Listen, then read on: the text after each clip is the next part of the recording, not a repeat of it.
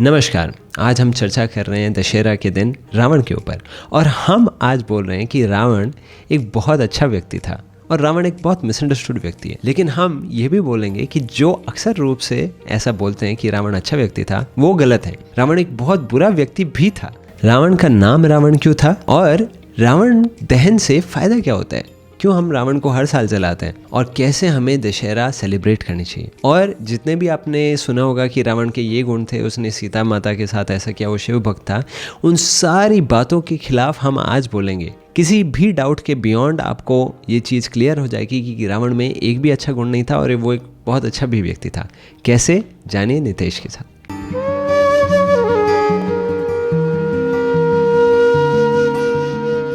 को दशहरा की हार्दिक शुभकामनाएं। और आज दशहरा पर हम एक बहुत यूनिक टॉपिक चर्चा कर रहे हैं। हालांकि हमने रावण के ऊपर रावण लीला जो मूवी रिलीज़ होने वाली थी, अब भवाई नाम से रिलीज़ होने वाली है, उसके ऊपर एक बहुत इंपॉर्टेंट डिस्कशन लिया था कि कैसे हम बिल्कुल भी सपोर्ट नहीं करते हैं इस टाइप के एजेंडा को। पर आज हम बोल रहे हैं आप सबके सामने दशहरा के दिन कि रावण एक अच्छा इंसान था। और इस वीडियो को देखने के बाद हो सकता है आपके भी पर्सपेक्टिव बदल जाए। लेकिन जो हमारे अलावा अक्सर लोग बोलते हैं कि रावण एक अच्छा इंसान था, अक्सर वो लोग गलत होते हैं। तो ये जानने के लिए कि कैसे रावण अच्छा इंसान था, पर जो लोग अक्सर उसको अच्छा इंसान बोलते हैं वो गलत हैं, पर हम सही हैं। आज हम बात करते हैं नितेश से, जो कि हमारे फ्रेंड हैं और बहुत स्कॉलर पर्सन है। इन्होंने अपने जीवन में बचपन से ही पुराणों का अध्ययन, शास्त्रों का अध्ययन शुरू किया था और अभी भक्ति योग की प्रैक्टिस लगभग 1 दशक से कर रहे हैं वो। तो स्वागत है नितेश आपका। नमस्कार। अगर मैं कहता हूँ नितेश कि आज दशहरा के दिन रावण एक अच्छा इंसान था और रावण दहन भी करना चाहिए, पर रावण अच्छा इंसान भी था, तो आप इस पर क्या कहेंगे? ठीक है, तो हमें ये जानने के लिए रावण के हिस्ट्री में जाना पड़ेगा। तो ये जानने के लिए हमको सबसे पहले ये समझना पड़ेगा कि रावण ओरिजिनली है कौन। और ये कहानी शुरू होती है ब्रह्मा जी के 4 पुत्र, जो सबसे बड़े 4 पुत्र हैं, उनकी वैकुंठ यात्रा से। तो जब ब्रह्मा जी के 4 पुत्र वैकुंठ की यात्रा करते हैं, तो वो वैकुंठ के द्वार पे जब जाते हैं, तो वहाँ पे उनको वैकुंठ के 2 द्वारपाल है जो भगवान विष्णु के, वो रोक देते हैं। ये स्टोरी भागवत पुराण में आती है। हाँ, ये स्टोरी कई जगह आती है। भागवत पुराण में मोस्टली आती है, और भी जगह आती है। मतलब ये स्टोरी कई जगह आती है। इनफैक्ट अलग अलग वर्जन्स ऑफ रामायण में भी आती है, बट भागवत पुराण में बहुत ही डिटेल में ये वाला स्टोरी आता है। हाँ, तो ये वहाँ से शुरू होता है कि जब वो 4 ब्रह्मा जी के 4 पुत्र, जिन्हें सनकादि कहा जाता है, सनक सनंदन एक्सेट्रा, तो वो 4 पुत्र हैं, वो जब वैकुंठ में पहुँचते हैं तो वो देखते हैं कि वहाँ पे वैकुंठ का ऐश्वर्य देखते हैं। और वो जब वो एंटर करने का प्रयास करते हैं वैकुंठ के अंदर, तो वो उन्हें 2 द्वारपाल जो वैकुंठ के, जिनका नाम है जय और विजय, वो उन्हें रोक देते हैं अंदर आने से। और वो जय विजय से डिस्कशन करते हैं कि नहीं, हमको अंदर जाना है, हमको भगवान विष्णु से मिलने का बहुत तीव्र इच्छा है, हम मिलना चाहते हैं अभी तुरंत। लेकिन जय विजय बोलते हैं कि नहीं, विष्णु की इच्छा के बिना कोई उनसे नहीं मिल सकते। इस प्रकार से डिस्कशन होता है। और अंत में जो है वो जो ब्रह्मा जी के पुत्र है सनकादि, वो गुस्सा हो जाते हैं और वो जय विजय को श्राप दे देते हैं कि तुम ऐसे व्यक्ति हो, देखो हम साधु हैं और हम भगवान से मिलना चाहते हैं और तुम उसमें व्यवधान उत्पन्न कर रहे हो। तो जब वो उन्हें श्राप देते हैं, तो क्या श्राप देते हैं कि आप जो है अब राक्षस के समान व्यवहार कर रहे हो, इसलिए तुम जो है वो 3 जन्म तक राक्षस हो जाओ। तो वही जय विजय जो विष्णु के द्वारपाल है, वही जय विजय राक्षस बनते हैं 3 जन्म के लिए। तो पहले जन्म में वो हिरण्याक्ष और हिरण्यकशिपु बनते हैं, दूसरे जन्म में वही रावण और कुंभकर्ण बनते हैं, और तीसरे जन्म में दंतवक्त्र और शिशुपाल के नाम से जन्म लेते हैं। और तीसरे जन्म के बाद में वो वापस जब उनका मृत्यु होता है, तो वो भगवान के वैकुंठ में वापस लौट जाते हैं।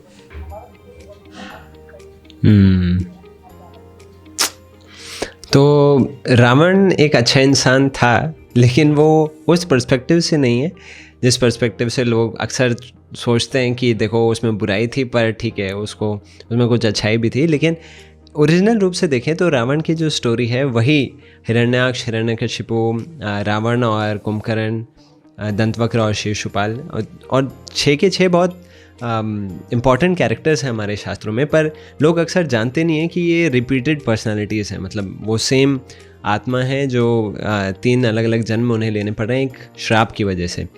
तो इस पर्सपेक्टिव से हम देखें कि हाँ, एक छोटी सी मिस्टेक की वजह से जय और विजय उनको रावण और कुंभकर्ण का जन्म लेना पड़ा, पर उनका जो इच्छा थी वो भगवान की सेवा करने की, भगवान विष्णु की वहाँ पर। लेकिन अगर हम बात करें कि अक्सर जो लोग रावण को जस्टिफाई करते हैं, रावण को एक अच्छी लाइट में प्रेजेंट करने का प्रयास करते हैं कि रावण को वेदों का ज्ञान था, और एक और जो आपने भी सुना होगा, रावण ने सीता माता को कभी छुआ नहीं उस प्रकार से और कभी फोर्स नहीं किया। और भी रावण के बारे में आपने भी कुछ सुना होगा ना, रावण के बारे में अच्छी क्वालिटीज़ जो लोग बताए, शिव भक्त था, आई थिंक ये one of the most prominent qualities में बताया जाता है। और भी कुछ क्वालिटीज़ आपने सुनी है नॉर्मल तरीके से जो लोग चर्चा करते रहते हैं? ठीक है। और भी जैसे वो बहुत ही अच्छा म्यूजिशियन था और संगीत से भी उसका रुचि थी। हाँ। और भी कई सारे लोग, कई अलग अलग तरह के लोग अलग अलग बातें करते हैं। जैसे कई लोग ये भी बोलते हैं कि रावण जो है वो अपने लोगों के लिए भले करने में या अपने लोगों का उद्धार करने के लिए, भला करने के लिए वो राक्षसों का स्पेशली वो बहुत कोशिश करता था। मतलब वो राक्षसों का, दलितों का लीडर के रूप में भी उसको कई जगह रावण को। तो इस पर्सपेक्टिव में आपका क्या कहना है? क्या इस पर्सपेक्टिव से भी कि ठीक है, रावण का अगर पहले के जन्म या फिर उसका ओरिजिनल रोल देखें तो वो अच्छा था, लेकिन क्या इस रोल में भी जब रावण दशानन, लंकेश, तब भी वो अच्छा है, या फिर उस ग्रे फिगर है, या फिर वाइट फिगर है, मिसअंडरस्टूड फिगर है? तो उसमें आप क्या कहेंगे? तो अभी अगर हम वाल्मीकि रामायण को ध्यान से पढ़ते हैं, या फिर वाल्मीकि रामायण ही नहीं, हम और भी अन्य जो पुराण है, जैसे महाभारत में भी रावण का और रामायण का डिस्क्रिप्शन आता है, हरिवंशम पुराण में भी आता है, हरिवंश जो महाभारत का ही एक्सटेंशन है, और भी कई जगह आता है। तो अगर हम ये जो ऑथेंटिक वैदिक शास्त्र है, नॉट कि किसी ने अपना रावण के ऊपर बुक लिख दिया, उसको नहीं, ऑथेंटिक वैदिक शास्त्रों को यदि देखें, स्पेशली रामायण, तो हमको ये पाएंगे कि उसके रावण के चरित्र में वाल्मीकि को 1% भी डाउट नहीं है। There is no iota of doubt कि वो ग्रे है या वो ब्लैक है। For sure Valmiki is very sure कि वो ब्लैक है। वाल्मीकि ने उसको उसी तरह से रिप्रेजेंट किया है। उसमें वाल्मीकि ने रावण का, मतलब वो रावण के अंदर कई सारी क्वालिटीज़ थी, क्वालिटीज़ ऐसे कि सद्गुण नहीं, लेकिन कई सारी चीज़ें जैसे आतंकवादियों के अंदर भी होते, तो इस तरह की वो बहुत पावरफुल था, स्ट्रेंथ बहुत ज़्यादा था, ये सारी चीज़ें। लेकिन सद्गुण जो सज्जन में होना चाहिए, वो सद्गुण रावण में अंदर कुछ भी नहीं था। जैसा वाल्मीकि ने तो कुछ भी प्रेजेंट नहीं किया, एटलीस्ट रामायण में। तो ये जो सारी क्वालिटीज़ हैं, स्पेशली वेदों का ज्ञान के बारे में आप क्या कहेंगे? वो उसको था या नहीं था? अगर था तो वो तो एक अच्छा गुण होना चाहिए। हाँ, वो वेदों का ज्ञान उसको निश्चित रूप से था, क्योंकि अगर हम देखें तो रावण, जैसे वो तो भगवान विष्णु का पार्षद था, लेकिन जब जन्म लिया रावण के रूप में, तो भी वो ब्रह्मा जी के कुल में जन्म लिया था रावण ने। तो रावण के जो पिता थे विश्रवा के पिता जो थे वो पुलस्त्य ऋषि थे, और पुलस्त्य ऋषि के पिता ब्रह्मा है। तो ब्रह्मा जी का प्रपौत्र या परपोता ऐसे कहा जाए तो ऐसे हो जाएगा वो। तो वो निश्चित रूप से ब्राह्मण, और ब्राह्मण भी छोटा मोटा ब्राह्मण नहीं, ब्रह्मा के सीधे 2-3 पीढ़ी में ही आ रहा है। तो वेदों का नेचुरली उसको ज्ञान था, क्योंकि विश्रवा का पुत्र था, विश्रवा वेदों के ज्ञाता थे, तो उसको पिता से उसने वो लिया। लेकिन उसने वेदों का कभी भी ज्ञान का सही प्रयोग नहीं किया। वेदों का जो ज्ञान है, जैसा भगवान भगवद गीता में भी बताते हैं, वेदेश सर्वे रहमेव वैद्यम। तो भगवान को जानने के लिए, या हमारा जो रिलेशनशिप है भगवान के साथ, वो जानने के लिए उसने कभी प्रयोग नहीं किया। उसने वेदों को मिसयूज़ किया, इस तरह से मिसयूज़ किया कि वो अपने मटेरियल गेंस के लिए, कुछ सिद्धि प्राप्त करने के लिए, तपस्या की विधि उसको पता थी वेदों के आधार पर कि किस चीज़ के लिए किसकी तपस्या करनी चाहिए। तो उसने ब्रह्मा जी, शिव जी आदि की तपस्या करके बहुत सारे वरदान प्राप्त किए, ताकि वो देवताओं को और सबको कष्ट दे सके। तो उसने वेदों का प्रयोग उस चीज़ के लिए किया। तो इसलिए हम ये कह सकते हैं कि उसको वो वेदों का ज्ञान निश्चित रूप से था, लेकिन उसने मिसयूज़ किया वेदों का। तो क्या हमारे शास्त्रों के अनुसार अगर किसी को वेदों का ज्ञान भी है, पर अगर उसमें सद्गुण नहीं है, उसको उस ज्ञान को दूसरों के वेलफेयर के लिए यूज़ करना नहीं आता, क्या इस चीज़ को कंडेम किया गया, या फिर ज्ञान ज़्यादा इम्पॉर्टेंट है, उसका यूज़ कम इम्पॉर्टेंट है? कोई आप इसके बारे में आप बताएंगे? ओके, सो ये तो भगवद गीता में ही देखें, हर जगह अगर हम देखेंगे वैदिक स्क्रिप्चर्स में, ब्राह्मण का जो गुण है या विद्या का जो इफेक्ट है, मतलब विद्या को कैसे चेक करना है कि किसी को ज्ञान है या विद्या है, तो उसका एक ही चीज़ होगा, उसका एक ही, हर जगह यूनानिमसली यही बताया गया कि विद्या जो है, अगर उसका टेस्ट करना है तो विनय है। अगर कोई विनय से संपन्न है तभी विद्या कहा जाएगा उसको, अदरवाइज कितना भी ज्ञान है वो तो वो जस्ट इन्फॉर्मेशन है। अगर किसी के पास कितना भी इन्फॉर्मेशन है, वो इन्फॉर्मेशन किसी को ज्ञान ही नहीं बनाता। जो ज्ञान है उसका टेस्ट है यही है कि जिसने ज्ञान प्राप्त किया है वो नेचुरली विनम्र हो गया है क्या।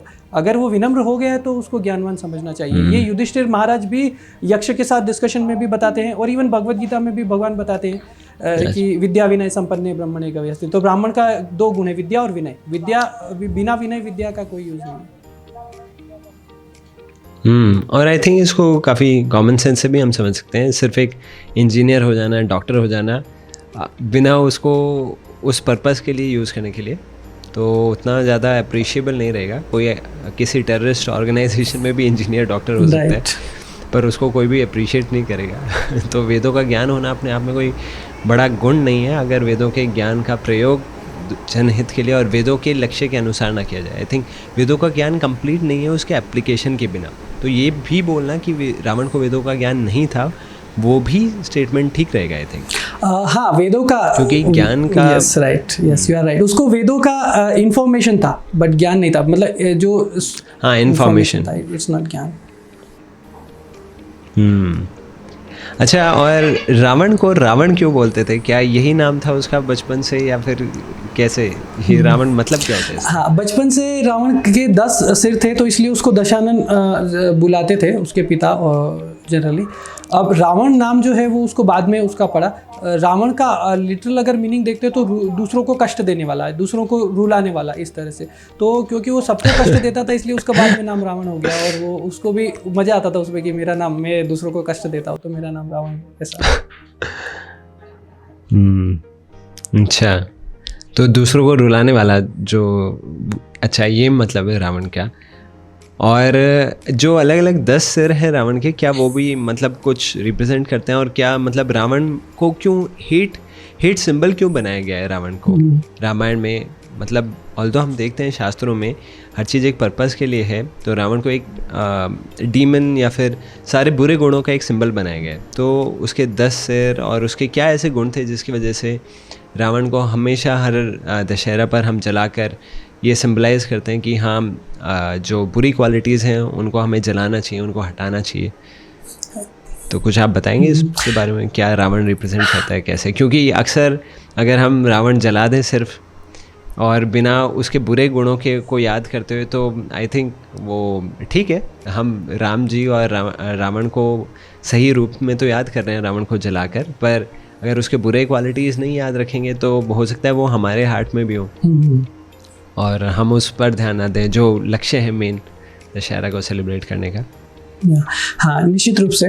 तो रावण के अंदर 6 मुख्य बुराइयां जो वैदिक स्क्रिप्चर्स में बताई गई है वो थी, और 4 चीज़ें इनफैक्ट जो है, जो हमारा फॉल्स ईगो है, मतलब जो फॉल्स रिप्रेजेंटेशन या हम स्वयं को गलत समझते हैं, वो 4 है। तो 6 जो उसके अंदर अवगुण थे वो था काम, क्रोध, मोह, लोभ, मद और मत्सर्य। इनको अगर इंग्लिश में ट्रांसलेट करना है तो काम लस्ट हो जाएगा, क्रोध एंगर हो जाएगा, मोह इज़ लाइक डिल्यूजन या मोह तो ऐसे समझते हैं अभी सभी, और लोभ भी क्लियर है, ग्रीड है। देन मद है, बहुत ज़्यादा प्राइड था रावण को, अपने शक्तियों पे बहुत ज़्यादा अहंकार था। और मात्सर्य, वो किसी दूसरे का अच्छा कभी नहीं देख सकता था, तो ये मत्सर्य भावना उसके अंदर था ऐसा। तो ये 6 तो दुर्गुण थे रावण में, और 4 जो है वो मन, बुद्धि, चित्त और अहंकार, ये 4 जो है ये हमारे अंदर भी ये दुर्गुण नहीं है, लेकिन ये गलत तरह से हम स्वयं को आइडेंटिफाई करते हैं। जैसे वास्तव में हम सच्चिदानंद आत्मा हैं, लेकिन हम माया के प्रभाव में आके हम अपने आप को मन, बुद्धि, अहंकार आदि से आइडेंटिफाई करते हैं। तो ये भी एक तरह से दुर्गुण ही हो गया। तो ये 10 सिर रावण के 10 चीज़ें रिप्रेजेंट करते हैं, और ये डेफिनेटली जैसा आपने कहा, ये हमारे अंदर ये 10 के 10 है, निश्चित रूप से। There is no iota of doubt in that. वो तो हम में तो ये सभी निश्चित रूप से है ही। और रावण इन तरह से, एक तरह से देखें तो हम सभी के अंदर भी एक रावण है, ये 10 के रूप में। तो ऐसे कोई एग्जाम्पल्स रावण के लाइफ से जहाँ पर उसने इनमें से कोई क्योंकि उसको एक सिंबल बनाया गया है कि मतलब वो हाइट है किसी बुरी क्वालिटी का, इस वजह से उनको जलाया जा रहा है। और मेन उसको हम देख रहे हैं कि उसमें कितनी बुरी क्वालिटी थी, तो हम एटलीस्ट उसका कोई परसेंटेज कल्टीवेट ना करें।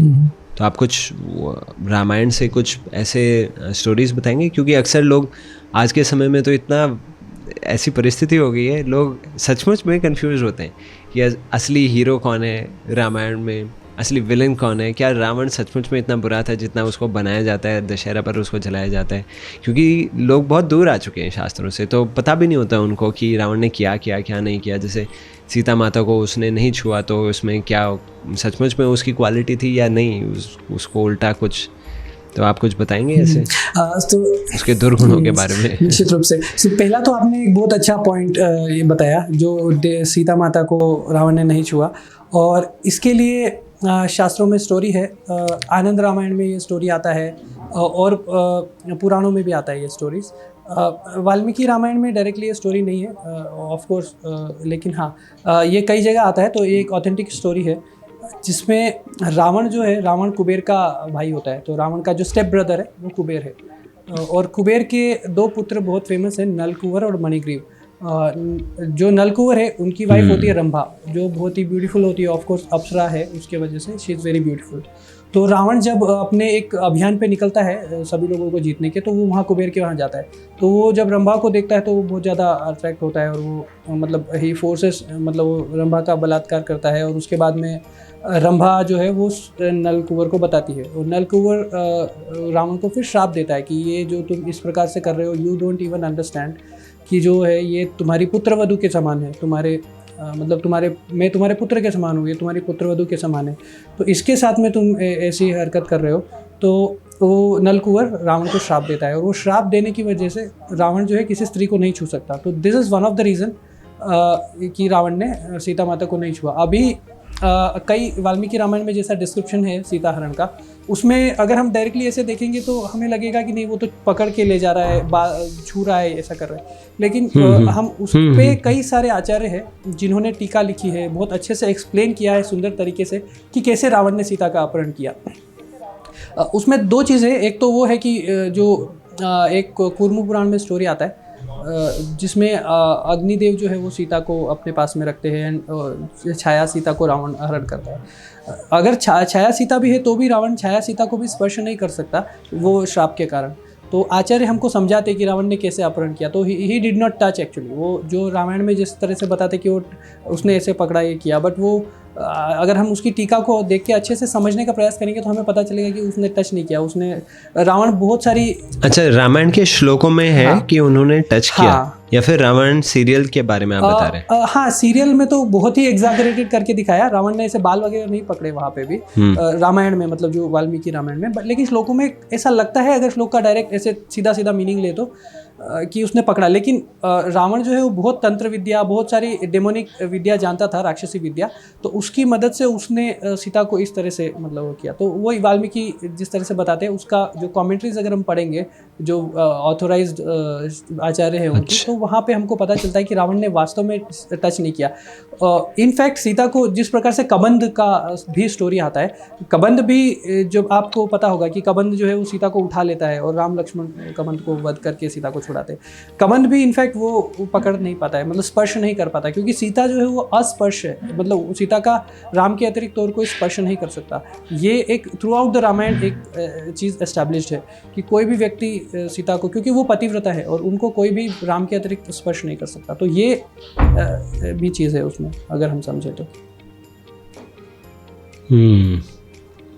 तो वो एक श्राप की वजह से ऐसा कर रहा है। और भी आप ये रावण क्या सचमुच में और क्या उसके ऐसे दुर्गुण थे जिसकी वजह से हम उसको एक प्रतीक बनाते हैं? हाँ, निश्चित रूप से रावण के, अगर हम रावण ये जन्म के चरित्र को देखेंगे तो उसके अंदर सद्गुण ढूंढना या अच्छी क्वालिटी ढूंढना ऑलमोस्ट लाइक असंभव ही है।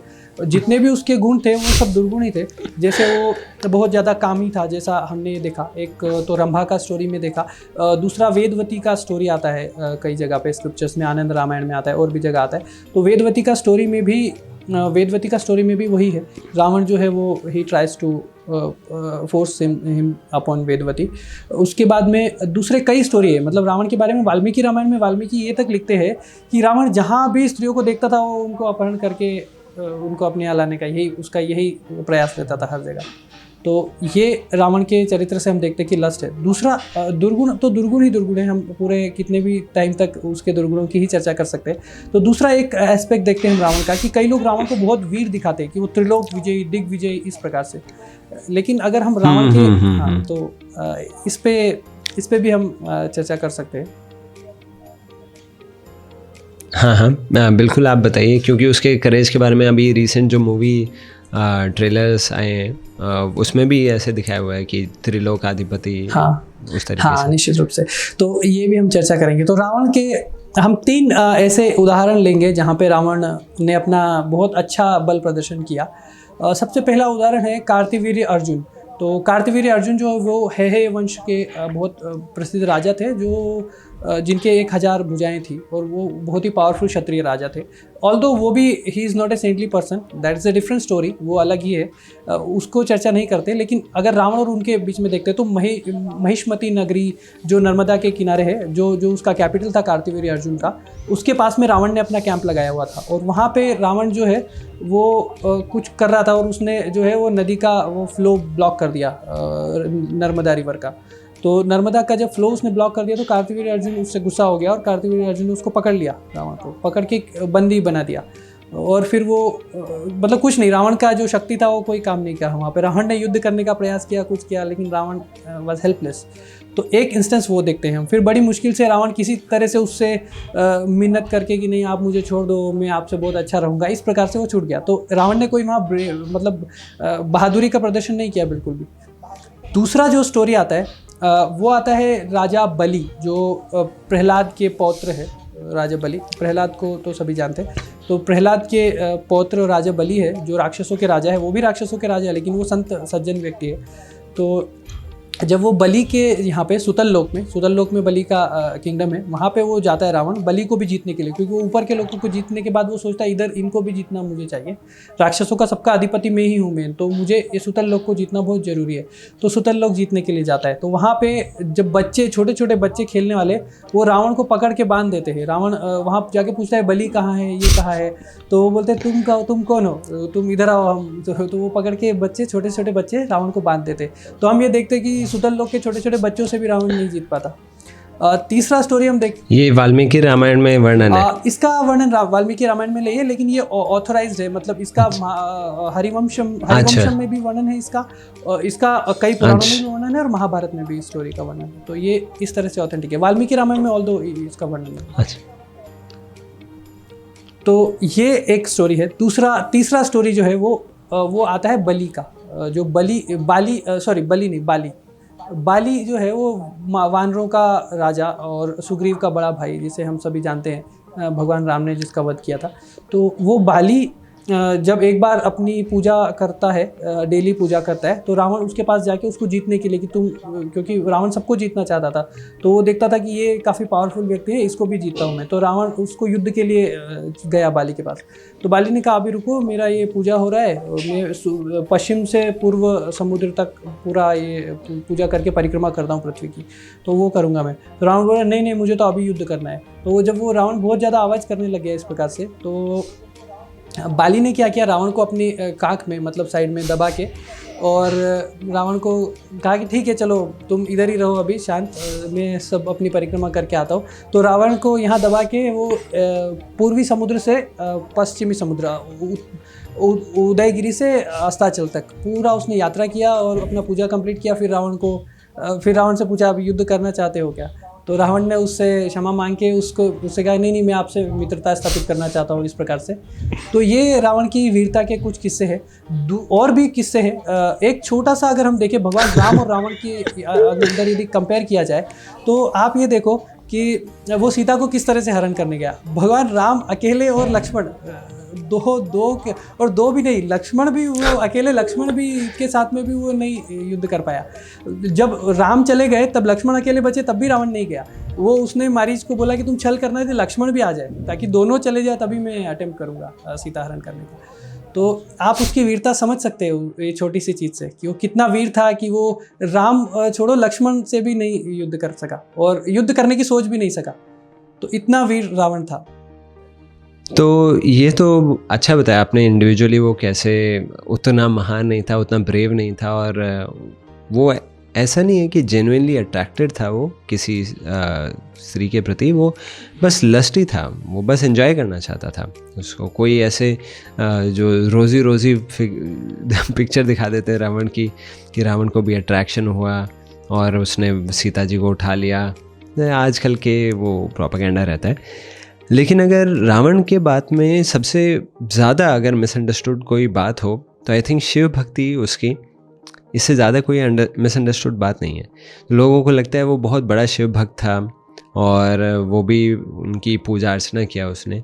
क्या उसकी शिव भक्ति सचमुच में जेन्युइन थी, वो सचमुच में एक बहुत अच्छे सेंटिमेंट्स रखता था शिव जी के प्रति, या नहीं? अगर था तो फिर ये कैसे समझा जाए कि ठीक है, एक तरफ उसका ऐसा चरित्र है, फिर दूसरी तरफ से वो शिव भक्ति कर रहा है? इसके बारे में आप क्या कहेंगे? अच्छा, ये भी बहुत अच्छा प्रश्न आपने पूछा, और ये बहुत ही ज़्यादा मिसअंडरस्टूड है मुझे तो जहाँ तक लगता है। लोग उसको, रावण को बहुत बड़ा शिव भक्त समझते हैं, बट इनफैक्ट वो शिव, निश्चित रूप से वो शिव जी का बहुत बड़ा भक्त तो नहीं कहेंगे, बहुत बड़ा पुजारी था, बहुत बड़ा पूजा करता था शिव जी की। लेकिन जितना भी शिव जी का पूजा वो करता था, that is only for material gains, कुछ ना कुछ प्राप्त करने के लिए। यहाँ तक कि हम जब उसका ये देखेंगे, जब वो कैलाश पे गया, तो ये स्टोरी आती है स्क्रिप्चर्स में कि जब वो कैलाश पे गया तो शिवजी से उसने 2 चीज़ें मांगी। जब वो शिवजी को प्रसन्न कर लिया ऑफकोर्स कैलाश उठाने के बाद, और शिवजी का जो प्रसिद्ध स्रोत जो कहा जाता है रावण द्वारा लिखा शिव तांडव स्रोत लिखने के बाद, वो शिवजी को प्रसन्न कर लिया। तो शिवजी ने प्रसन्न होने के बाद रावण को कहा ठीक है वरदान मांग लो अभी, क्योंकि बहुत ऑलरेडी तुमने काफ़ी प्रयास कर लिया है, तो अब ठीक है मैं वरदान दे देता हूँ, तो तुम यहाँ से जाओ, मुझे और भी परेशान नहीं करो फिर। तो शिवजी को वो 2 चीज़ें मांगता है। एक तो आपका शिवलिंग चाहिए, मुझे वैसा शिवलिंग चाहिए कि आप वहाँ पे प्रेजेंट रहोगे, ताकि कोई अगर मुझे युद्ध कर रहा है मुझे, तो मुझे वो प्रोटेक्शन आपसे चाहिए कि आप वहाँ, आपका शिवलिंग जहाँ पे रहेगा वहाँ वो स्थान, मतलब मैं लंका में स्थापित कर दूंगा उसको, और वो प्रोटेक्टेड रहे वहाँ, उसको कोई जीत ना सके। दूसरा चीज़ उसने क्या किया, उसने जो देवी पार्वती है उनको ही मांग लिया कि देवी पार्वती ये बहुत सुंदर है, ये भी मुझे चाहिए। तो अभी आप सोचिए कि ऐसा व्यक्ति था जो अपने गुरु नहीं, इष्ट देव, उनकी ही पत्नी को मांग ले वैसा, और लेके भी गया वो पार्वती जी को साथ में। फिर पार्वती जी ने भगवान विष्णु से प्रार्थना की कि अभी मेरी सहायता करो, ये क्या, शिव जी तो इतने सरल है कि वो उन्होंने मुझे तक दे दिया। फिर भगवान विष्णु जो है ग्वाल का बच्चा बन के आते हैं, और वो रावण को थोड़ा सा कुछ बताते हैं जानकारी कि अरे ये तो पार्वती नहीं है, तुम्हारे साथ धोखा हो गया है, ये शिवलिंग मुझे दो, और पार्वती, शिवजी ने तुम्हारे साथ धोखा किया है, पार्वती ओरिजिनल कहीं दूसरी जगह है, तो वहाँ से लेके आओ। और फिर वो पार्वती, उस कहा जाता है कि वो मंदोदरी के रूप में, मतलब वो है, तो मंदोदरी से फिर उसने विवाह किया और आया, और इस तरह का स्टोरी है। लेकिन इसका एसेंस ये है, स्टोरी तो थोड़ा लंबा है, मैंने शॉर्ट में बताया। स्टोरी का एसेंस ये है कि वो शिवजी तक को उसने नहीं छोड़ा। अभी आप सोचो, अपने भाई को नहीं छोड़ा, किसी को नहीं छोड़ा, मतलब वो शिवभक्त कैसा शिवभक्त था, आप खुद जज कर सकते हो स्टोरी से।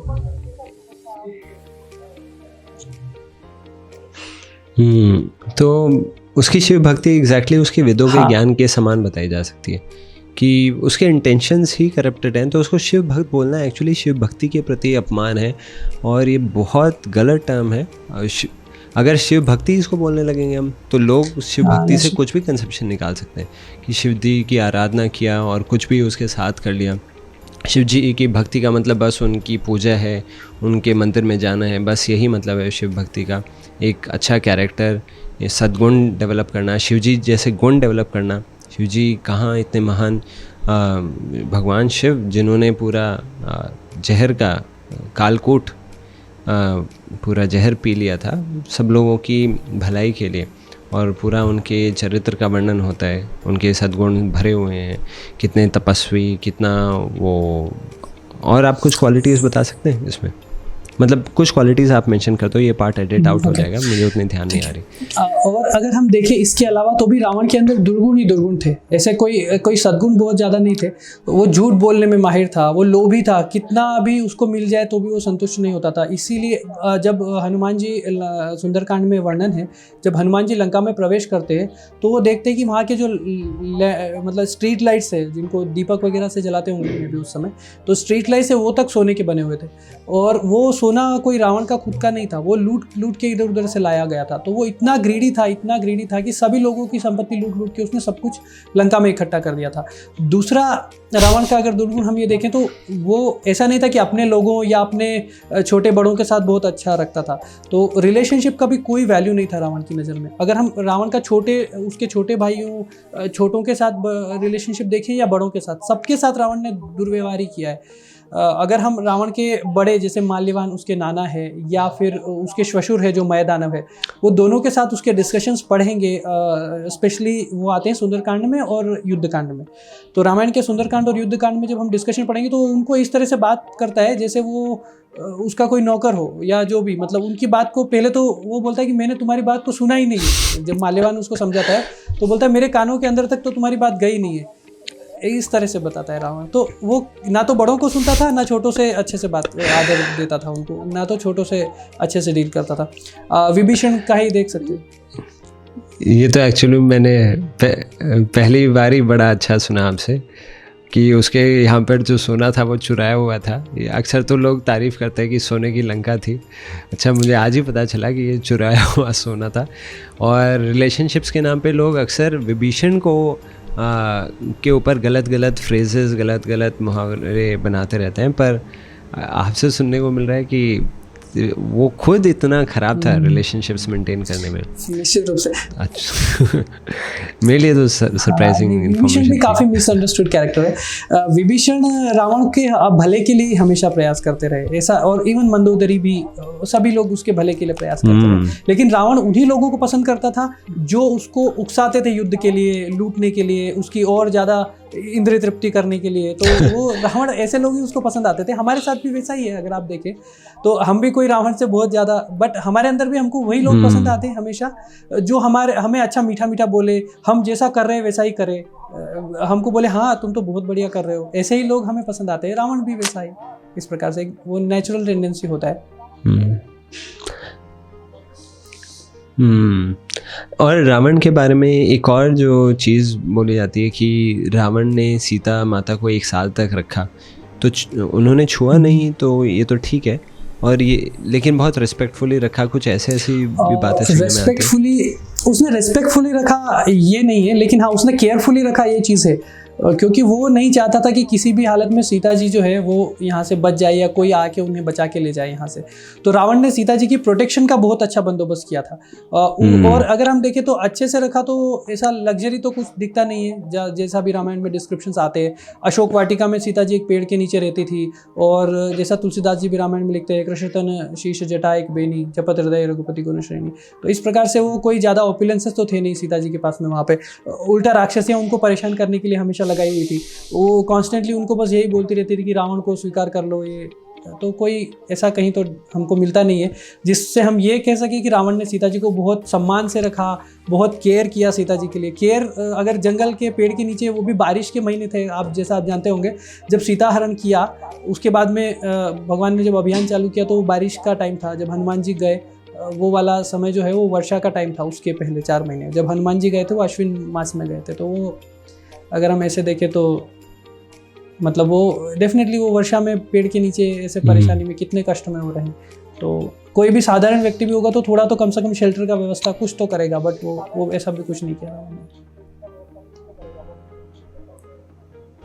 तो रावण के अपने सुंदर गुण तो आपने इतना अच्छे से एलैबोरेट कर ही दिए, लेकिन अगर हम इस बात पर चर्चा करें क्यों हमारे शास्त्रों में ये सारे मतलब भगवान राम आए, वो ये सारी लीला करते हैं, फिर रावण जैसे कैरेक्टर हैं, तो आपको क्या लगता है इन सब कैरेक्टर्स का पर्पस क्या है? इनको एक बहुत पर्टिकुलर इनका चरित्र दिखाया जाता है, उनसे शिक्षा क्या लेनी चाहिए? ये भी बहुत सुंदर प्रश्न किया आपने। तो जैसा हम भगवत गीता में देखते हैं, भगवान के अवतार के 2 मुख्य कारण हैं। भगवान जैसा भगवत गीता में बताते हैं 4थे अध्याय में, परित्राणाय साधुनाम और विनाशाय च दुष्कृताम। तो ये 2, और उन 2 में भी सबसे मुख्य जो कारण है वो है परित्राणाय साधुनाम, क्योंकि दुष्टों का विनाश करने के लिए भगवान को कोई आने का जरूरत नहीं है। वो सारी सृष्टि का सृजन करने के लिए उनको विचार करना पड़ता है, बस उनको कोई कार्य भी नहीं करना पड़ता, केवल विचार करने से उनकी सृष्टि हो जाती है। तो उनको एक सृष्टि में एक ही आदमी को मारने के लिए कितना भी पावरफुल हो, डजंट मैटर, आने की जरूरत नहीं है। तो वो आते हैं केवल इसीलिए कि परित्राणाय साधुनाम, और साधुओं का उद्धार करने के लिए, तो अपने भक्तों का उद्धार करने के लिए। अब भक्तों का उद्धार भगवान कई तरह से करते हैं। एक सबसे मेन तरीका तो यह है कि जैसे डायरेक्टली, जैसे इंद्र है जो भगवान के भक्त है, उनको रावण परेशान कर रहा है तो रावण को मार दिया और इंद्र को सेव कर लिया, ये एक हो गया, ये डायरेक्ट।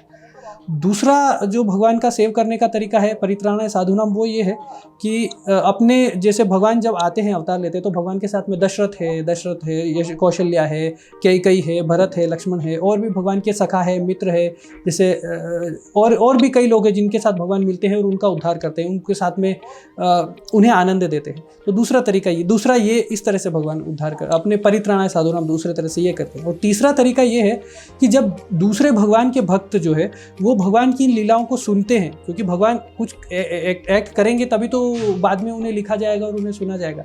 तो जब भगवान की लीलाओं को सुनते हैं तो वो अट्रैक्ट होते हैं, और वो भी फिर जब भगवान की लीलाओं को सुनते हैं तो वो उन्हें याद आता है कि नहीं ये तो मेरा नित्य, मैं तो वहाँ पे वैकुंठ में या मैं स्पिरिचुअल वर्ल्ड में ऐसा ही था, लेकिन वो मैंने भगवान से एक बार विवाद करके अपनी स्वतंत्रता को यूज़ करने के लिए मैं इधर आ गया। तो वो जब उन्हें स्मरण आता है तो वो प्रयास करते हैं फिर वापस वैकुंठ जाने का। तो ये तीसरा तरीका है जब भगवान किस प्रकार से अपने भक्तों को उद्धार करते हैं। और ये भी हम देख सकते हैं कि बचपन से जैसे हमें रामायण और महाभारत की स्टोरी सुनने को मिलती थी, तो जो कैरेक्टर्स की डिटेल्स में डिस्क्रिप्शन और उनके जो अलग अलग इंसिडेंट्स पे उनके जो गुण निकल के आते हैं, उसे राम जी के बारे में सुनकर तो हमेशा वो सारी क्वालिटीज़ में डीप इंस्पिरेशन मिलता था। राम जी जैसा अपने वचन पर स्थिर रहने वाला व्यक्ति, आदर्श व्यक्ति, बिल्कुल मर्यादा पुरुषोत्तम बोलते हैं राम जी को, तो सुनते ही वो इंस्पिरेशन आती थी। और रावण के बारे में उसके बुरे क्वालिटीज़ को सुनकर फिर खुद भी डिस्करेज फील होते थे हम उन क्वालिटीज़ को अपने अंदर कल्टिवेट करने के लिए। हम रावण को जला रहे हैं और रावण की जो क्वालिटीज़ थी अगर वो अपने अंदर रखें तो वो अपने आप में खलता है, लोगों को दिखता है वो। तो एक व्यावहारिक रूप से भी हम देखें अपने समाज में, जब इन चर्चाओं, जब हम शास्त्रों के रूप से इनको चर्चा करते हैं, राम जी के सद्गुण, रावण के इतनी कामुक अवस्था, उसका डरपोक होना, इन सारी चीज़ों को सुनकर कहीं ना कहीं तो हमें और ज़्यादा देवी गुणों के प्रति आकर्षण होता ही है। निश्चित रूप से भगवान के प्रति भक्ति भी बढ़ती है और ये सिंबल्स हमें क्लियर होते हैं कि ठीक है, ये बुराई का सिंबल है और ये अच्छाई का सिंबल है। यहाँ पर ही एक और चीज़ जो मैं भी शेयर करना चाहूँगा कि एक मॉडर्न जो अटेम्प्ट है कि एक विलन में आप उसको मिसअंडरस्टूड या विक्टिम मेंटालिटी उसमें प्ले कर देना कि कैसे वो भी मिसअंडरस्टूड था, और कैसे हीरो को भी आप कैसे न कैसे करके उसके अंदर कुछ प्राइड के सिम्टम्स या कुछ ना कुछ उसमें फॉल्ट्स ढूंढ लेना, और दोनों को सेम प्लेटफॉर्म पर लाकर एक्चुअली होता क्या है कि हम सही और गलत को परसेप्शन की बात रख देते हैं बस। एक मेरे फ्रेंड है, उन्होंने रामायण में एक्ट भी किया था, वो एक ड्रामा था, तो उसमें रावण के पर्सपेक्टिव से पूरी रामायण को दिखाया हुआ है कि वो कैसे जी रहा है, वो कैसे, उसको भी समझे हम। और आजकल की कई मूवीज़ और डायलॉग्स में, उनके डायलॉग्स में भी ऐसे ही प्रयास किया जाता है कि रावण की साइड की स्टोरी, 2-3 सीरियल्स तो कम से कम रिलीज़ हो चुके हैं ऐसे। तो ये जो लोग करते हैं कि राम जी में कुछ ग्रे शेड्स ढूंढ लेना, रावण में कुछ अच्छे क्वालिटीज़ ढूंढ लेना, ये एक बहुत बड़ा डिस्क्रेडिट, इनफैक्ट एक क्राइम की तरह हमारे शास्त्रों के प्रति, हमारे दिव्य पर्सनालिटीज़ राम जी के प्रति और इवन रावण के प्रति भी एक डिस्क्रेडिट है, क्योंकि उसका अवतार, वो जो जय विजय थे, वो आए थे असुर का रोल प्ले करने के लिए। तो किसी भी तरीके से ये जस्टिफाइड नहीं है कि हम सही और गलत को बस एक पर्सपेक्टिव का दर्जा दे दें। ये मॉडर्न, पोस्ट मॉडर्न इसको आइडियोलॉजी बोलते हैं, जिसमें आपका सही है, मेरा सही है। सही और गलत ऑब्जेक्टिव नहीं है, जबकि हमारे शास्त्रों में हमेशा सही और गलत को पूरा प्रॉपरली ऑब्जेक्टिफाई किया है कि क्या सही है, क्या गलत है। उसमें परिस्थितियों का रोल रहता है कि किस परिस्थिति में क्या करना वो सही है, क्या करना गलत है, पर क्या सही है, क्या गलत है, क्या वैल्यू सही है, गलत है, उसमें आई थिंक कहीं पे भी डाउट नहीं रहता। और बहुत बड़ा डिस्क्रेडिट हो जाता है जब ऐसे सिर्फ क्रिएटिविटी के नाम पर या फिर आर्टिस्टिक फ्रीडम के नाम पर ऐसा लोग कर देते हैं। तो लास्ट में मैं आपसे पूछना चाहूँगा, दशहरा के दिन हमने आज तो वैसे रावण के बारे में ज़्यादा चर्चा की, अल्टीमेटली हमें अपने लाइफ में कैसे दशहरा को सेलिब्रेट करना चाहिए? ये भी हाँ, ये बहुत अच्छा पॉइंट है to conclude with. Dussehra generally हम मनाते हैं, हम क्या करते हैं जनरली कि रावण का पुतला जलाया या फिर क्रैकर्स जलाना, इस प्रकार से करना, जुलूस निकालना और वापस आते हैं। नॉर्मली बचपन से हम यही करते आ रहे हैं। हमारा यही अंडरस्टैंडिंग है कि ये एक फेस्टिवल है जहाँ पे हम रावण एक व्यक्ति रावण जो मर गया है उसको बार बार मार देंगे। वही हम सोचते हैं कि वही करेंगे कि रावण जो भगवान ने जिस रावण को मार दिया उसी रावण को अब हम बार हर साल दर साल मारेंगे। लेकिन वास्तव में वो भी ठीक हो सकता है, फेस्टिविटी के लिए ठीक है, लेकिन वास्तव में दशहरा का ये या विजयादशमी या जो भी दशहरा जो भी कहा जाए उसका ये पर्पस, ये मुख्य उद्देश्य नहीं है। इसलिए नहीं हमारे पुराने ऋषि मुनियों ने इसको फेस्टिवल मनाने के लिए हमें कहा। वास्तव में हमें ये देखना चाहिए क्योंकि रावण जो है वो तो मर चुका है, वो उसको फिर से उसका पुतला जला के हम क्या रिप्रेजेंट कर रहे हैं? हम रावण व्यक्ति के लिए अगर हम दोष दे रहे तो भगवान भगवद गीता में बताते हैं, अर्जुन को क्लियरली बताते हैं कि आप तुम जो है शरीर नहीं हो। तो एक शरीर मर चुका है तो उसके साथ उसका आइडेंटिटी जो रावण है वो भी खत्म हो चुका है, फिर उसको बार बार मारने का कोई सेंस नहीं है। अगर हमें कुछ मारना ही है तो रावण के जो 10 सिर है वो जो रिप्रेजेंट करते हैं 10 अवगुण, वो अवगुण 6 तो अवगुण हैं और 4 जो मिथ्या चीज़ें हैं जो हम अपने आप को आइडेंटिफाई करते हैं। तो हमको 6 अवगुणों से बचना चाहिए और वो 4 चीज़ें मन, बुद्धि, अहंकार और चित्त, ये हमको ये प्रयास करना चाहिए कि हम अपने आप को कैसे ये मन, बुद्धि, अहंकार और चित्त से आइडेंटिफाई न करें, कैसे हम रियलाइज़ कर पाएँ, कैसे एटलीस्ट उस पथ पे आगे बढ़ पाएँ कि हम ये रियलाइज़ कर पाएँ कभी कि हम ये शरीर नहीं हैं, हम आत्मा है। ये वास्तविक उद्देश्य है ये फेस्टिवल मनाने का। इसी उद्देश्य से हमारे ऋषि मुनियों ने, पुराने दार्शनिकों ने ये फेस्टिवल की शुरुआत की थी। ये नहीं, इसलिए नहीं कि हम वो रावण जिसको भगवान मार चुके हैं एक बार उसको बार बार मारें। कि हम अपने अंदर के इन सारे अवगुणों को स्पेशल रूप से आज के समय में काम के ऊपर विजय प्राप्त करना कितना ज़रूरी है एक आध्यात्मिक जीवन के लिए, क्योंकि कृष्ण ने भगवद गीता में सीधे सीधे बोला है, तो महाशनाम महापापमा विद्येनम यह वैरिणम, कि कैसे ये सबसे बड़ा शत्रु है जो हमारे अंदर काम के रूप में निवास करता है। क्योंकि रावण मेन रूप से काम को रिप्रेजेंट करता है 6 गुणों में, बाकी उसके 10 सिर तो हैं, लेकिन जितना वो कामी था और उसी की वजह से उसका सर्वनाश हुआ। और कैसे उसने अपने इष्ट देव के जो आराध्य हैं उनके भी जो पत्नी है उनके ऊपर भी ऐसी नज़र रखी थी। तो कहीं से भी उसमें कोई अच्छी क्वालिटी ढूंढना ये खुद एक मूर्खता है और बेवकूफ़ी है, जिसको कभी भी हमें इनकरेज होते हुए नहीं देखना चाहिए। और इसी से हम कंक्लूड करते हैं कि इन सारी बुरी क्वालिटीज़ को अपने अंदर डिटेक्ट करते हुए उनको अवॉइड करें, उनको कंट्रोल करें, क्योंकि यही सनातन धर्म की शिक्षा है कि हम अपने अंदर जो बुरी क्वालिटीज़ हैं उनको कंट्रोल करें, उनको टॉलरेट करना सीखें और अपने अच्छे गुणों के माध्यम से योग का अभ्यास अपने जीवन में करें, जिससे हमारा समाज के लिए भी अच्छा रहेगा, हमारे आध्यात्मिक जीवन के लिए भी अच्छा रहेगा। तो इसी मैसेज के साथ आज दशहरा के दिन वैसे तो हमने रावण के ऊपर ज़्यादा चर्चा की, राम जी के ऊपर कम, पर बहुत महत्वपूर्ण हो गया था क्योंकि रावण को इतना ज़्यादा उसके चरित्र के बारे में वर्णन और उसकी गुणगाथा सुनने को मिल जाती है आज के समय में कि बड़ा अफसोस और बहुत दुख भी होता है कि कितना दूर आ चुके हैं हम सब लोग अपने शास्त्रों से। तो कृपया करके आप में से जितने भी लोग इसको देख रहे हैं, सुन रहे हैं, तो उन सब लोगों को या फिर ऐसे सब चैनल्स पर जहाँ पर वो रावण के चरित्र का गुणगान हो रहा है वहाँ पर इसका लिंक आप शेयर कर सकते हैं या अपने फ्रेंड्स को शेयर कर सकते हैं, जिससे दशहरा के दिन वो असली रूप में रावण को दहन कर पाएँ अपने हृदय के अंदर। धन्यवाद नितेश कि आपने आज समय बिताया, आपने शास्त्रों से इतना अच्छा वर्णन किया और रावण के असली चरित्र को अच्छे और बुरे रूप से दोनों से आपने बताया कि किस प्रकार से वो अच्छा भी व्यक्ति था और एक बुरा भी व्यक्ति था और असली रावण दहन है क्या। तो धन्यवाद आप सबका।